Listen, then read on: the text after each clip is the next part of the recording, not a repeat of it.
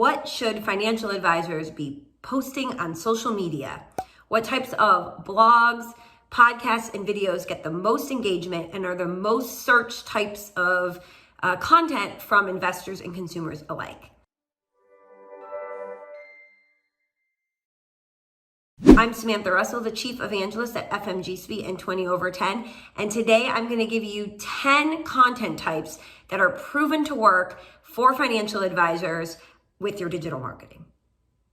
Okay, so let's hop right in. And for each one of these, I'm going to give you the idea and then give you some actual examples of others that have done it really well so that it will get the creative juices flowing. So the first one is right now, I think more relevant than ever, which is your take on a recent news headline.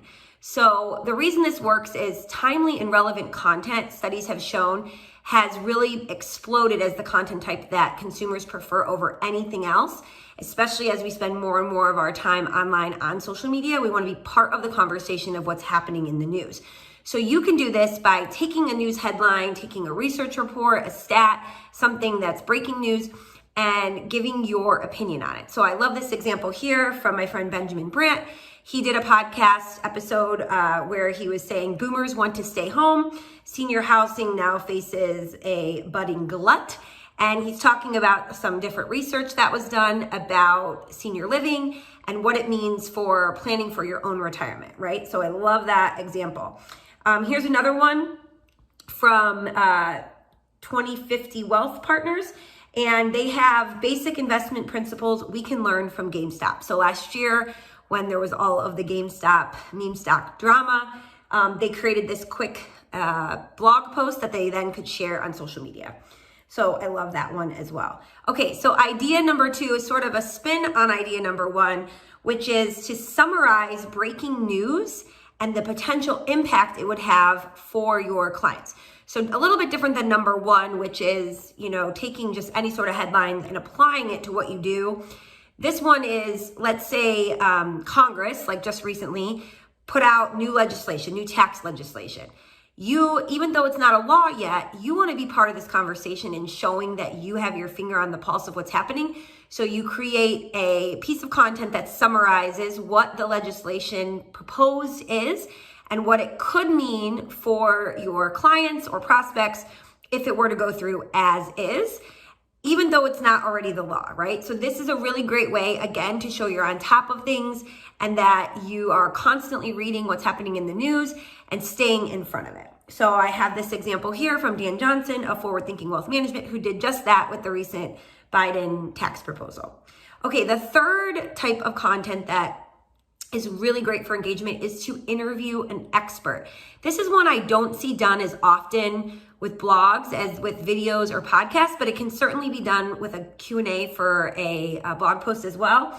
So here's a great example from Heller Wealth Management, a client of ours. They have How to Avoid Litigation, a must-have strategy for employers, and it's a podcast where they brought on a litigation attorney expert, and he talked about, a lot of their clients are business owners. What do you need to know? So doing an interview is great, not only because it takes some of the pressure off you to create all this original content, but also because when you go to share that, most likely the expert that you've interviewed is also going to share it to their own channels, right? So you're going to get double the exposure.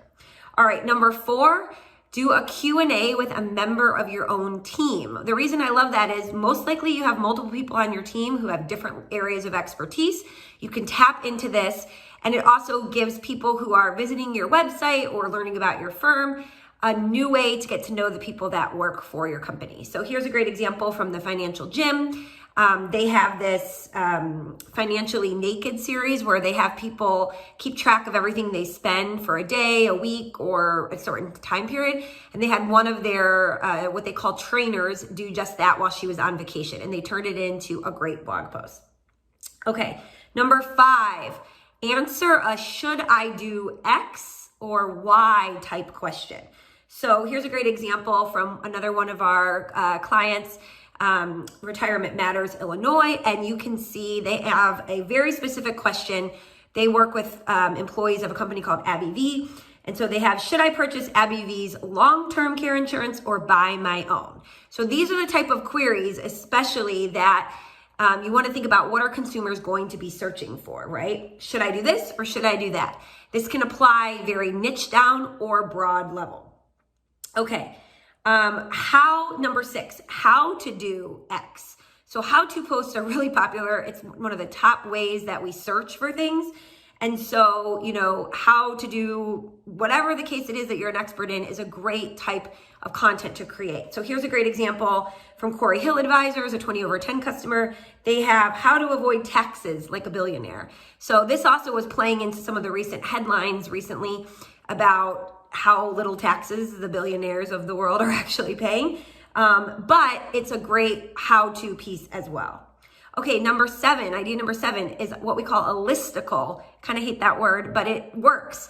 So you've seen this all the time, right? 5 times it's okay to dip into your 401k, or top 6 mistakes that X, Y, or Z people make. These work, and we like being able to just scan them really quickly. This could work for a podcast, for a video, for a blog post. Here's a great example from Taylor Schulte of Define Financial, 11 insanely easy ways to make money in 2021. The insanely easy is also really great copy. That's just another way to get people's attention too.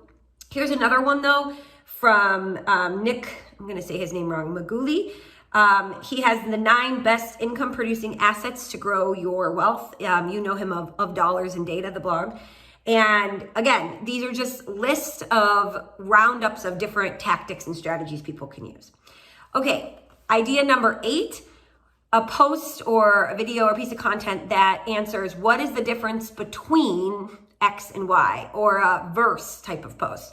So you might say, should I use a Roth IRA or a traditional IRA? Or what is the difference between a Roth IRA or a traditional RIA?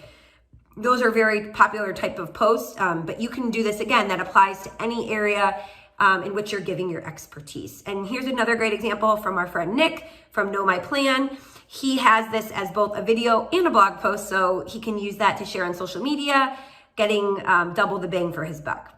Okay, and number 9, what we call top mistake post. So people always want to know, what do other people do that they shouldn't do? What can they avoid? We want to learn from other people's mistakes. I love this example here from our friend Chad at WealthKeel. He has top 6 money errors that doctors make. So Chad works with physicians. But again, it could be 7 of the most common mistakes that pre-retirees in New York State make, right? Whatever your niche audience is, that is what you can focus on, the mistakes you've seen people make over and over again, and advise people how not to make them. And then number 10, probably my most favorite right now, is to answer a highly, highly specific question. So in this case, you're not going to get a ton of people searching for this, but for your particular niche audience, it's going to just hit home and help reinforce that you work with people just like them. So here's an example from Myra Wealth, another one of our customers. And they really serve a lot of expats and immigrants. And their question, highly specific question that they turned into content was, do I have to pay taxes on an inheritance from a foreign relative? You can check out their blog and see all kinds of great content they have for this niche audience. But whatever, your particular audience is, creating content for that group, right?